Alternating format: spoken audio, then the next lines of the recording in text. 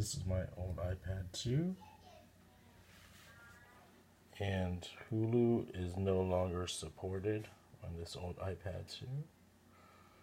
Netflix is, but if I type in Hulu over here,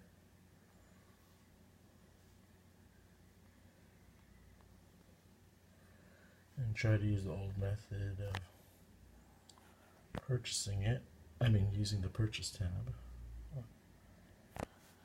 and I'll get this message. It seems that Hulu is forcing the use of their newer versions of the app. So I can't use this with the iPad 2, 3, maybe 4. I have to use at least an iPad Air or newer, and for the smaller ones I'd need to use probably at least an iPad mini 2, so the iPad mini isn't supported anymore, I think. That's it. Can't install Hulu on my old iPad 2.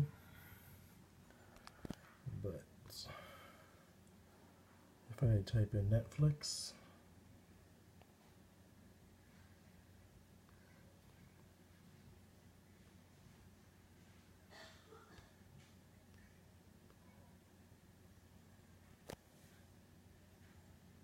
I can still do Netflix.